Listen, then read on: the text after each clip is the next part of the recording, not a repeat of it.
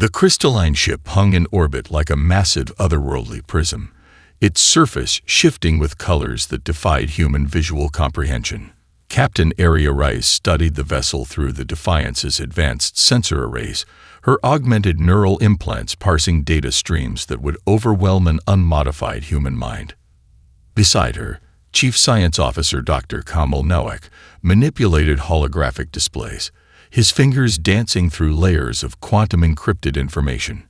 "The ship's material composition is unlike anything in our databases," he muttered, a hint of excitement breaking through his professional demeanor. "It's not just a vessel, it's a living system. Quantum entanglement points suggest the entire structure functions like a massive integrated neural network." Reyes understood the implications. This wasn't just a diplomatic ship. It was a sentient organism, a concept that would challenge everything humanity understood about technology and consciousness. Her comm band chirped, a private channel from Dr. Layla Kapper in the Linguistics Division. "Captain, we're picking up something strange in their communication patterns. It's not just language. It's a multi-layered communication system that operates simultaneously on verbal, chemical, and quantum information levels." The bridge crew watched in tense silence. Earth had spent decades preparing for first contact, but nothing could fully prepare them for the reality of an alien civilization that seemed to operate on principles completely alien to human understanding. Zarek, the lead Vornax diplomat, materialized in the communication chamber, not through any traditional teleportation, but as a shimmering projection that seemed to exist in multiple quantum states simultaneously. Its form was a nightmare of geometric precision. Crystalline limbs that shifted and reconfigured with each movement. Sensory clusters that pulsed with colors humans could barely perceive. Representative of Terra Prime.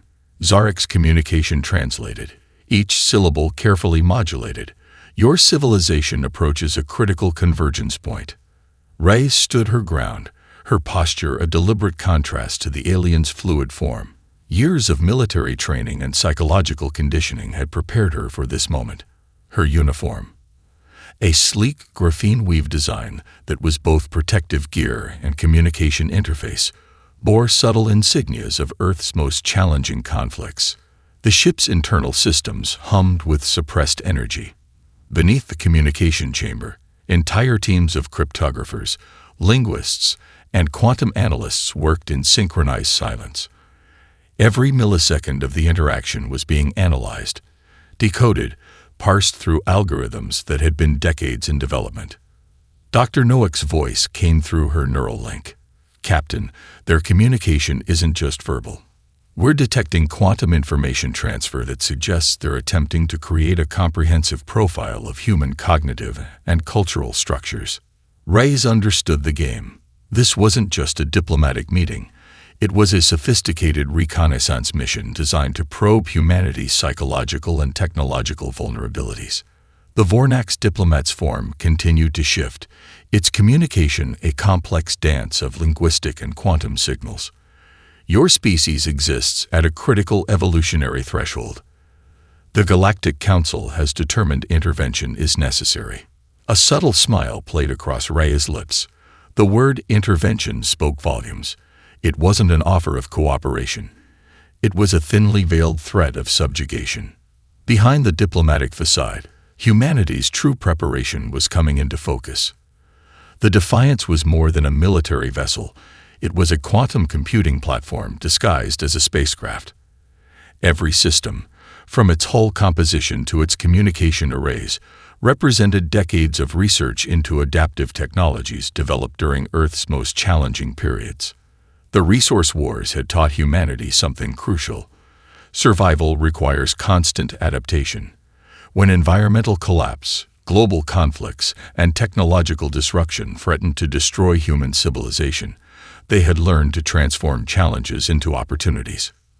Zarek's quantum-enhanced projection continued its elaborate communication dance, unaware that each transmission was being comprehensively decoded, analyzed, and understood at levels the Vornax could not anticipate.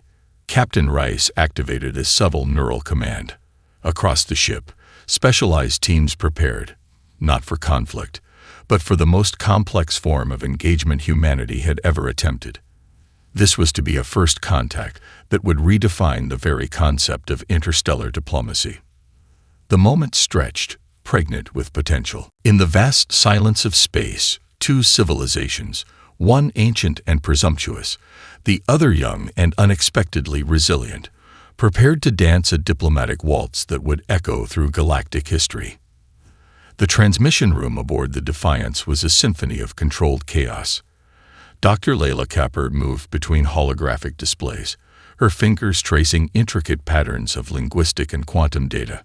Around her, a team of specialists from disciplines that didn't exist a decade ago worked with machine-like precision. "Linguistic fractal is stabilizing," muttered Dr. Hassan Al-Rahman, a quantum linguist whose work had revolutionized human understanding of complex communication systems. Their diplomatic language has at least 17 simultaneous semantic layers. It's not just communication. It's a living, adaptive information ecosystem. Admiral Michael Chen studied the developing scenario with the calm of someone who had spent decades preparing for this exact moment. His augmented neural interface allowed him to process information at speeds that would have been impossible for humans just a generation earlier. The Galactic Council's ultimatum was more than a simple demand. It was a sophisticated information weapon designed to probe and exploit potential weaknesses in human social and political structures. Each clause was a carefully constructed probe intended to map out humanity's vulnerabilities. But what the Council didn't understand was that humanity's greatest strength lay in its ability to transform weakness into opportunity. In a secure facility beneath the United Earth Government Complex, a team of socio-political strategists worked in near telepathic coordination. Led by Dr. Isabel Chen, no relation to the Admiral, they were dismantling the alien ultimatum with surgical precision. "Look here," Dr. Chen pointed to a holographic representation of the diplomatic communication. "They're using a recursive linguistic algorithm that assumes a hierarchical decision-making process, but human communication doesn't follow their expected models." Her assistant, a young analyst named Marcus Rodriguez, manipulated the hologram. "Our distributed decision-making systems will completely invalidate their predictive models. We're not a centralized civilization. We're an adaptive, networked organism." Back on the Defiance, Admiral Chen began crafting the response. It wasn't just a diplomatic message. It was a carefully constructed information package designed to do far more than simply reject the ultimatum. Each word was a weapon. Each paragraph, a strategic probe. The linguistic team had developed a communication system that could operate on multiple levels simultaneously. Surface-level communication would appear to comply with standard diplomatic protocols. Beneath that, layers of quantum-encoded information would tell an entirely different story. Dr. Kapper's voice cut through the tension. "We've identified 17 potential communication vectors. Each one can be modified in real time to create maximum cognitive dissonance in their diplomatic systems." The response was taking shape, not as a simple rejection, but as a complex information construct that would challenge the very foundations of galactic diplomatic understanding. In orbit, the alien vessel continued to pulse with its strange, living energy. Inside, the Vornax diplomatic team was becoming increasingly agitated. Their sophisticated predictive algorithms were failing to map human responses with any degree of accuracy. Marcus Rodriguez noticed something peculiar in the data streams. The aliens are using a probabilistic communication model that assumes all civilizations have a centralized decision-making process. But look at how our response is being generated. It's coming from multiple sources simultaneously, each adding layers of complexity. Dr. Chen nodded. "Exactly. We're not responding. We're engaging in a form of collective intelligence that their models can't comprehend." The response was more than words. It was a demonstration of humanity's fundamental difference, the ability to act as a unified yet infinitely adaptable collective. Admiral Chen's fingers moved across the holographic interface, each gesture adding another layer of complexity to the message. He wasn't just rejecting the ultimatum. He was rewriting the very rules of interstellar diplomacy. Quantum-encrypted data streams wove through the communication, creating a message that was simultaneously a diplomatic response, a technological demonstration, and a profound statement of human identity. "Transmission ready," announced Dr. Copper. The room held its breath. This wasn't just a response to an alien ultimatum. This was humanity's first true statement to the galaxy, a declaration that they would not be defined by anyone's expectations.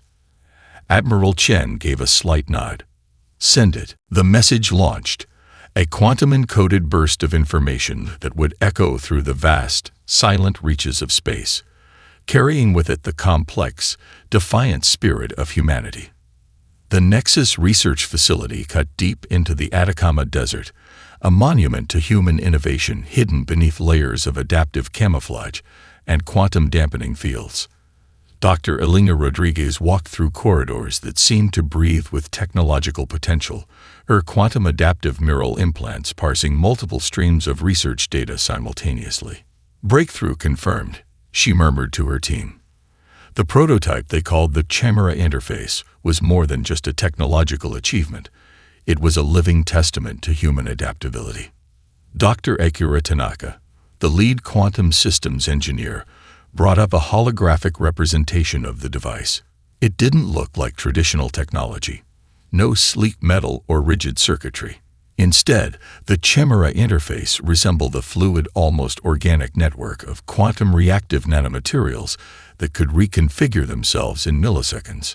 Traditional alien scanning technologies are based on fixed parameter detection, Tanaka explained to the gathered research team. They expect technological systems to have predictable response patterns. The Chimera doesn't just adapt. It learns and transforms at a fundamental quantum level. A junior researcher, Maria Santos, watched in awe as the holographic representation shifted and changed. The interface could simultaneously mimic and counter different technological signatures, creating a defense mechanism that was essentially alive. Deep within the facility's most secure laboratory, the first full-scale test of the Chimera interface was about to begin. A captured fragment of alien technology, acquired through a complex series of diplomatic and covert operations, sat in a quantum-isolated chamber. The alien tech was a marvel of its own, a crystalline computational matrix that could process information across multiple dimensional planes. But the human team saw it as something more, a puzzle to be understood, decoded, and ultimately reimagined. Dr. Rodriguez initiated the interface sequence. The Chimera began to interact with the alien technology, not through traditional scanning or analysis, but through a complex dance of quantum information exchange. "It's communicating," Dr. Tanaka said, his voice a mixture of excitement and scientific precision. "But not in any way we've seen before. It's learning the alien system's language at a fundamental level." The holographic displays erupted with cascading patterns of information. The Chimera interface wasn't just analyzing the alien technology. It was engaging with it, understanding its core operational principles, and simultaneously developing counter-strategies. In orbit, the implications were already rippling through human defensive systems. The quantum adaptive interface developed at the Nexus facility was being integrated into Earth's defensive network, creating a technological immune system that could respond to threats in real time. Captain Area Reyes watched the data streams from the Defiance's command center. The alien diplomatic vessel was now scanning human technology, expecting to find predictable systems they could manipulate or overcome. They were about to be proven catastrophically wrong. The Chimera interface was more than a defensive technology. It represented a fundamental reimagining of what technology could be. A living, learning system that broke down the traditional barriers between observation, interaction, and adaptation. Dr. Santos noticed something extraordinary in the data streams. "The interface isn't just mimicking the alien technology," she said, her voice rising with excitement. "It's finding weaknesses in their core operational principles. It's developing entirely new computational approaches that don't exist in either human or alien technological paradigms." Back in the Nexus facility, Dr. Rodriguez allowed herself a slight smile. This was more than a technological demonstration. This was a statement about human potential. The captured alien technology began to change, not through external manipulation, but through the Chimera interface's ability to understand and fundamentally reshape computational systems. "We're not just reverse engineering," Dr. Tanaka said, his voice filled with a mixture of scientific wonder and strategic understanding. "We're creating an entirely new technological language." As the test continued, the boundaries between human and alien technology began to blur. The Chimera interface demonstrated something profound: the ability to not just understand different technological systems, but to create hybrid approaches that transcended their original limitations. Outside the facility, the Atacama Desert seemed to shimmer with potential. Adaptive camouflage systems, another product of the same research team, kept the facility hidden from traditional and quantum-based detection methods. The first full test of the Chimera interface was complete, but this was just the beginning of a technological revolution that would reshape humanity's understanding of innovation, adaptation, and the very nature of technological progress. Dr. Rodriguez looked at her team. They had just changed everything. The first wave hit global communication networks like a psychic tsunami. Most civilizations would have crumbled instantly. Humanity laughed. Dr. Aria Kim sat in the Global Psychological Defense Center, her fingers dancing across neural-linked interfaces that monitored the global mimetic defense network. What the alien species didn't understand was that humans had already survived information warfare beyond anything the galaxy could comprehend. "Incoming vector," she called out. Her team, a diverse group of psychologists, artists, programmers, and cultural analysts, were anything but a traditional military unit. Marcus Rivera, a street artist from Buenos Aires, was already transforming the alien psychological attack into a viral art installation. His augmented reality projection began spreading across social media platforms, converting the weaponized psychological signals into a hauntingly beautiful visual narrative that actually strengthened human psychological resilience. "They're trying to create cognitive dissonance," Dr. Kim observed, "but we're converting it into collective creativity." The alien psychological warfare was sophisticated beyond imagination. It wasn't just a simple information attack. It was a multi-dimensional assault designed to fracture human identity at its most fundamental levels.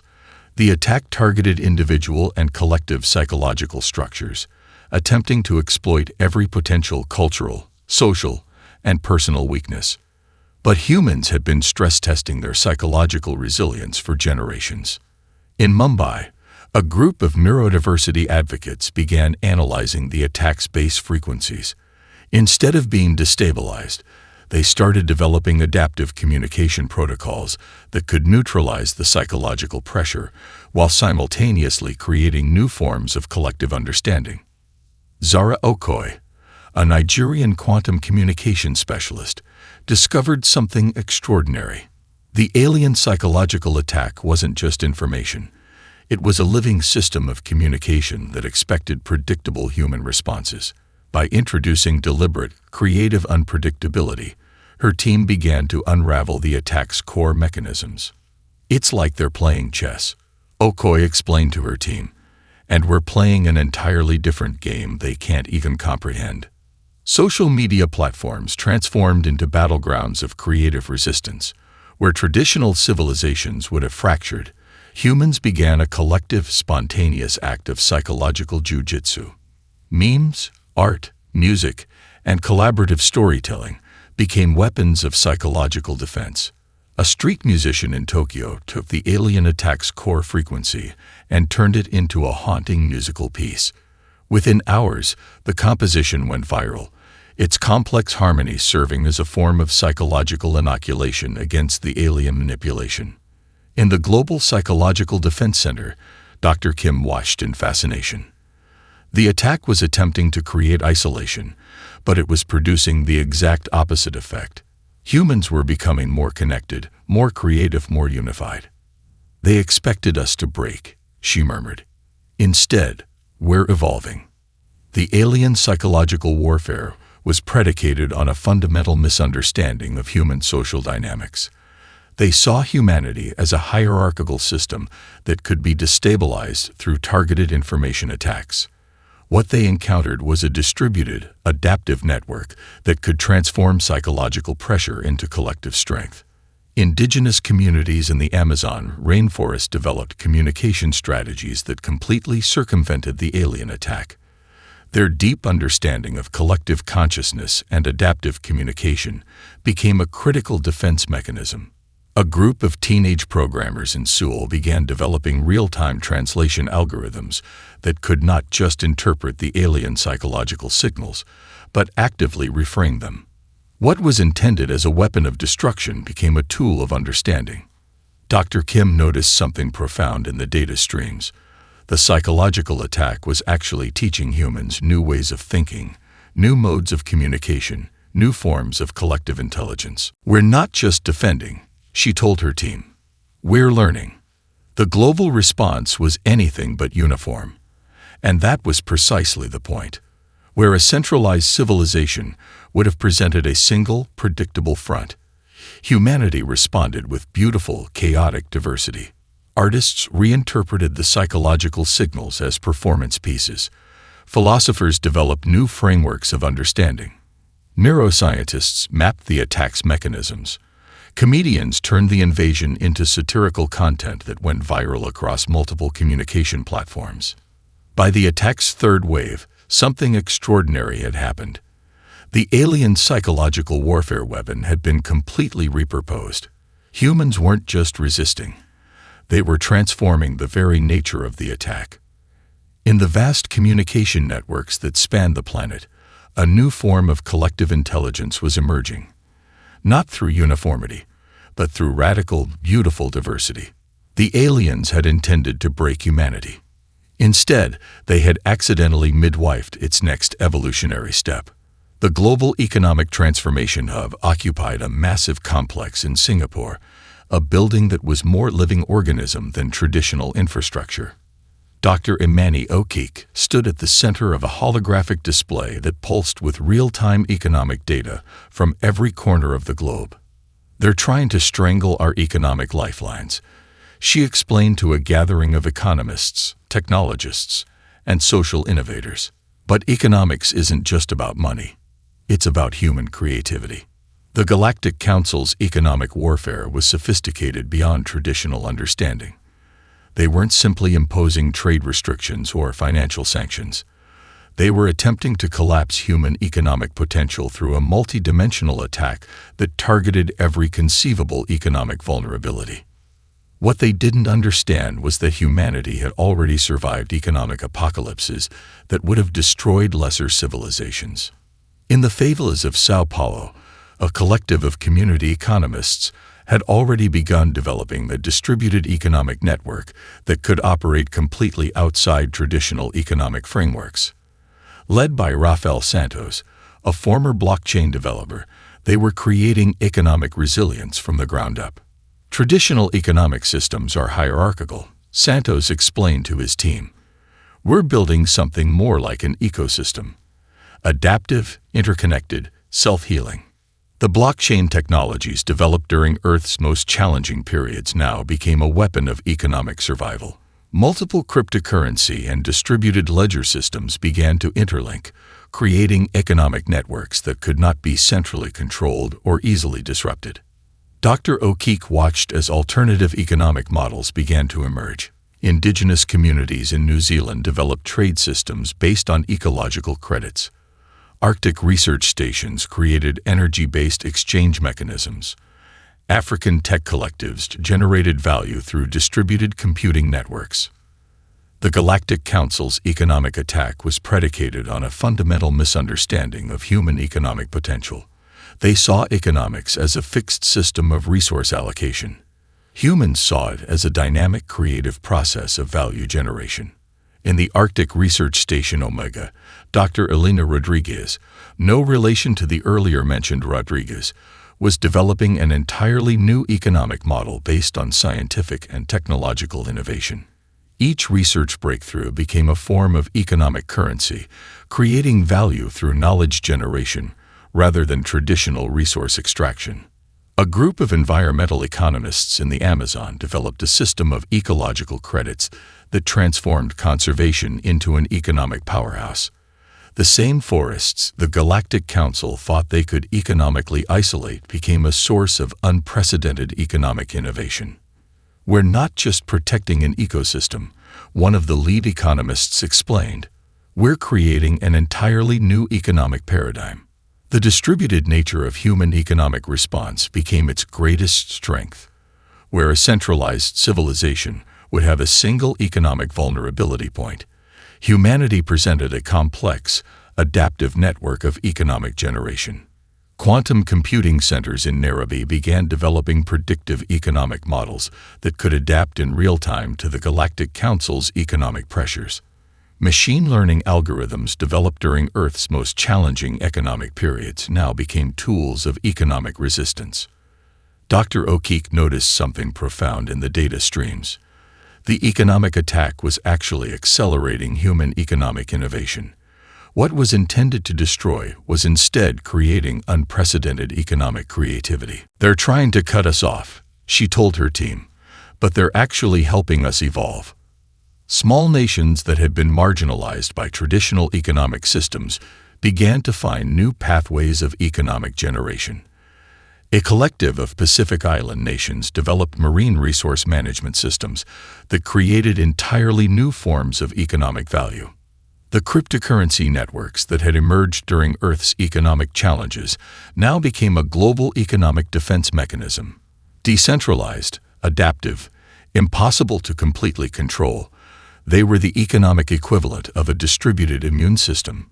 In the mountains of Tibet, a collective of Buddhist economists and quantum computing specialists developed economic models based on collective well-being rather than pure resource extraction. Their systems could adapt and redistribute resources in ways that completely confounded traditional economic understanding. By the third wave of economic pressure, something extraordinary had happened. The Galactic Council's economic warfare had become a catalyst for human economic transformation. Marginal economic models became mainstream. Ecological considerations became core economic drivers. Technological innovation became the primary form of economic generation.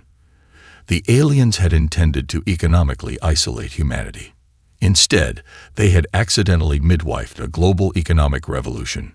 Dr. O'Keefe looked at the holographic display. The economic landscape was no longer a battlefield.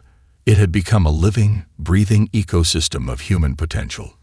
The conflict began not with a massive fleet engagement, but with a whisper. Commander Zara Al-Najjar stood on the bridge of the ISV Horizon, her hands hovering over a holographic interface that defied traditional military logic. Around her, a crew that represented the most diverse collection of human expertise ever assembled watched with calculated calm. "Incoming quantum disruption," Lieutenant Marcus Chen announced, his voice steady. The alien fleet's approach was a masterpiece of strategic calculation, a mathematically perfect assault designed to overwhelm any conventional defense system. But the Horizon was anything but conventional. The ship's core was a living system of adaptive quantum processors, developed through decades of research that merged biological intelligence, quantum computing, and distributed strategic thinking. Each crew member was more than just a soldier. They were a node in a living, breathing strategic network. Dr. Aisha Okonkwo, the ship's lead strategic analyst, had spent years developing what military theorists called fractal warfare, a combat strategy that treated military engagement as a complex, adaptive ecosystem rather than a linear conflict. "They're approaching with a standard multi-vector assault pattern," she explained to the bridge crew. "Perfectly calculated, mathematically impeccable." A slight smile crossed her lips. The alien fleet represented the pinnacle of traditional military thinking.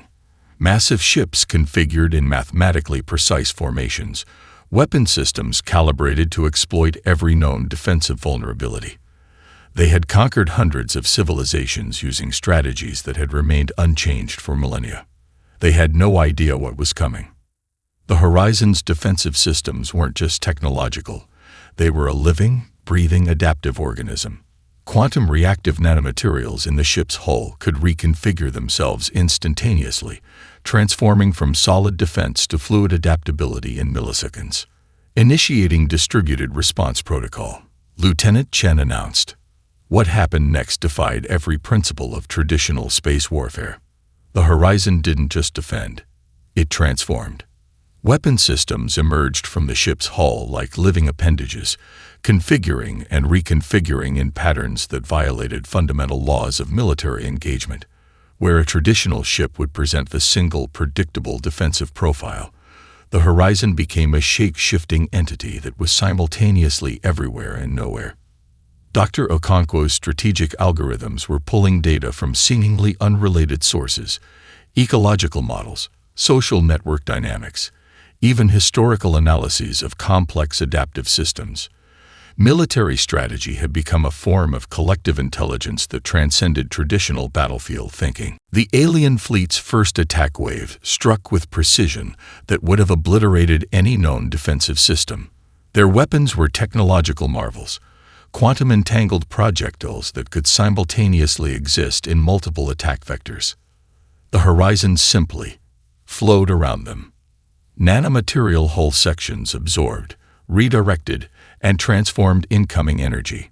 Defensive systems that were simultaneously weapons, communication arrays, and adaptive learning networks responded with a complexity that made the alien assault look like a child's game of checkers. They're trying to understand our response patterns, Commander El-Najjar observed. But we don't have response patterns. We have potential. Each crew member was connected through a neural network that allowed for instantaneous, collective decision-making. They weren't just operating a ship, they were the ship. Biological intelligence merged with quantum computing created a combat system that was fundamentally alive. Backup vessels in the human fleet, each unique, each with its own adaptive strategy, began to move. Not in traditional military formations, but in a manner that resembled a murmuration of starlings or the complex movement of a coral reef responding to environmental changes. The alien fleet's mathematically perfect assault began to break down. They had prepared for every possible military scenario, except this one.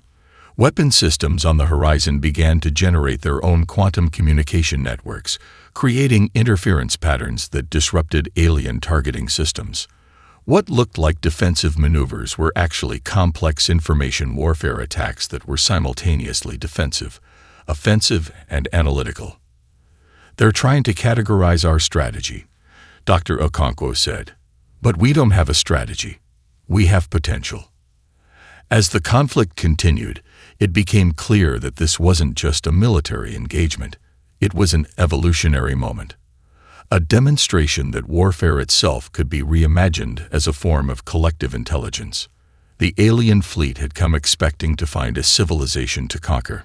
Instead, they had encountered something they could not comprehend. A living, breathing, constantly evolving system of potential. The diplomatic chamber was unlike any meeting space in galactic history. Suspended in a quantum-stabilized environment, it existed simultaneously as a physical and non-physical space, a metaphorical representation of the paradigm shift about to unfold. Ambassador Elena Rodriguez stood at the center, not as a traditional negotiator, but as a conductor of a complex symphonic dialogue. Beside her, a team that defied traditional diplomatic composition, a quantum anthropologist, a neural network specialist, an indigenous knowledge keeper, and a systems ecologist. The Galactic Council representatives materialized, not as individual entities, but as a collective projection that represented millennia of established interstellar governance. Their form was a crystalline network of consciousness, each facet representing centuries of diplomatic tradition. Humanity will comply. The collective consciousness began, its communication a multi-layered quantum transmission that would have crushed the psychological resolve of any other civilization. Rodriguez didn't respond immediately. Instead, she activated a holographic display that was less a presentation and more a living, breathing ecosystem of potential. Dr. Noack, the quantum anthropologist, had spent years developing a communication framework that went beyond language. The hologram wasn't just visual, it was a multisensory experience that mapped potential futures, cultural interactions, and systemic possibilities. Compliance is a linear concept. Rodriguez began, her words carefully constructed to operate on multiple communication levels. We're proposing something far more complex. The hologram began to shift. It wasn't a traditional diplomatic proposal. It was a living model of potential interstellar cooperation that adapted in real time, incorporating the Council's own communication patterns even as it challenged them. Embedded within the presentation were layers of information that went far beyond traditional diplomatic communication. Ecological restoration models that could transform resource-depleted systems. Adaptive governance frameworks that could integrate diverse cultural systems. Quantum communication protocols that allowed for unprecedented levels of mutual understanding. The indigenous knowledge keeper, Maria Santos, began to weave a narrative that was simultaneously a historical account, a future projection, and a living communication system. Her words drew from ancestral knowledge systems that predated the Galactic Council by millennia, yet spoke directly to the most advanced forms of interstellar communication. We're not asking to join your system, Santos explained. We're offering a way to reimagine systemic interaction itself. The system's ecologist, Dr. Aisha Okonkwo, introduced a framework of interstellar cooperation based on complex adaptive systems. It wasn't a proposal of submission or conquest, but a model of mutual evolution. Each council representative found themselves confronted with a diplomatic approach that defied every established protocol. The human delegation wasn't presenting an argument. They were demonstrating a fundamental reimagining of interstellar relations. The neural network specialist, Jack Liu, had developed a communication interface that could simultaneously translate, analyze, and propose new communication models. What the Council saw as a diplomatic meeting, humans saw as a moment of collective intelligence generation. Rodriguez's proposal was breathtaking in its complexity. It wasn't about humanity's place in the galactic order. It was about creating an entirely new framework of interstellar interaction that rendered existing power structures obsolete. The holographic display began to show potential futures, not as fixed projections, but as living, breathing ecosystems of possibility. Each potential future was itself a form of communication, a way of understanding that went beyond traditional diplomatic language. Embedded within the proposal were solutions to challenges that had plagued the Galactic Council for millennia. Resource management models that could revitalize dying planetary systems. Communication protocols that could bridge fundamentally different forms of consciousness. Adaptive governance frameworks that could integrate wildly different cultural systems. The Council's collective consciousness found itself in uncharted territory. This wasn't a negotiation. This was an invitation to an entirely new way of understanding existence. Maria Santos began to sing, a sound that was simultaneously a communication protocol, a historical narrative, and a quantum information transfer. Her voice carried layers of meaning that transcended traditional language, speaking to the most fundamental levels of consciousness. Dr. Noack's quantum anthropological models showed how this approach could create unprecedented levels of mutual understanding. It wasn't about submission or conquest. It was about collective evolution. As the diplomatic session continued, it became clear that something extraordinary was happening. The Galactic Council wasn't being presented with a proposal. They were being invited to participate in a fundamental reimagining of interstellar existence. Humanity wasn't asking to join the galactic order. They were offering to help create something entirely new. The moment of transformation wasn't dramatic. It was subtle, quiet. Dr. Layla Kapur watched from the observation deck of the Quantum Mediation Center as the first true seeds of galactic reimagination took root. Outside, the facility's adaptive architecture shifted and breathed, a living metaphor for the changes unfolding across the universe. Zarek, the alien diplomat who had first approached humanity, stood transformed. not physically, but fundamentally. The crystalline entity that had once represented millennia of rigid galactic protocols now pulsed with something entirely new, possibility. We misunderstood. Zarek's communication arrays translated, the words carrying layers of meaning that went beyond traditional language. Civilization is not about control. It is about potential. The transformation wasn't a victory. It was an evolution. In research stations across Earth, teams of scientists, philosophers, artists, and systems thinkers began collaborative projects that would have been unimaginable mere months ago. The Vornax computational specialists worked alongside indigenous knowledge keepers from the Amazon. Quantum physicists collaborated with ecological restoration experts from the Arctic research stations. Captain Area Rise oversaw the first truly collaborative interstellar research mission. The Defiance, once a symbol of potential conflict, now served as a mobile research platform where multiple species worked together to solve challenges that had seemed insurmountable. Dr. Elena Rodriguez's diplomatic framework had done something extraordinary. It hadn't conquered the Galactic Council. It had invited them to reimagine existence itself. On a research station orbiting a dying star system, a team of human and alien scientists worked to develop adaptive restoration technologies. They weren't just saving a planetary system. They were creating the new model of ecological intervention that respected the complexity of living systems. The young programmer Zara Okoye developed communication protocols that could bridge fundamentally different forms of consciousness. What had begun as a defensive technology became a tool of unprecedented understanding. Marcus Rivera, the street artist who had first transformed the alien psychological attack into a creative expression, now led a global initiative exploring how art could become a form of cross-species communication. His installations were more than visual experiences. They were living communication systems that could translate complex emotional and cultural experiences across seemingly unbridgeable divides. The economic models developed during humanity's resistance became templates for a new form of galactic interaction. Resource management was no longer about extraction, but about regeneration. Trade became a form of mutual cultivation rather than conquest. Dr. Imani Okike's Economic Research Center became a hub of interstellar innovation. Species that had been marginalized for millennia found themselves at the center of a new economic paradigm that valued diversity, adaptability, and collective potential. The military technologies developed by Commander Zara Al-Najjar transformed into collaborative research platforms. The quantum adaptive systems that had once been defensive mechanisms became tools for understanding the fundamental nature of consciousness and interaction.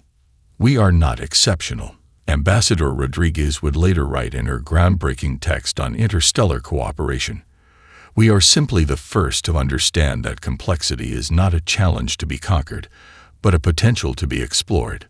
The Galactic Council didn't collapse. It transformed. Traditional power structures didn't disappear. They became living, adaptive systems that could respond to the fundamental challenges of existence. In the Quantum Mediation Center, Dr. Kapper watched as the first truly collaborative interstellar research initiatives took shape. Species that had been enemies for millennia now worked together on challenges that transcended individual civilizational interests. A team of researchers from 12 different species worked to develop communication technologies that could bridge fundamental differences in perception. They weren't just creating a tool. They were generating the new form of collective intelligence. The transformation wasn't about humanity conquering the galaxy. It was about inviting the galaxy to reimagine itself. As the first collaborative research vessels launched, carrying teams of humans and alien species, something profound became clear. The true potential of intelligence, of life itself, was not in conquest or control.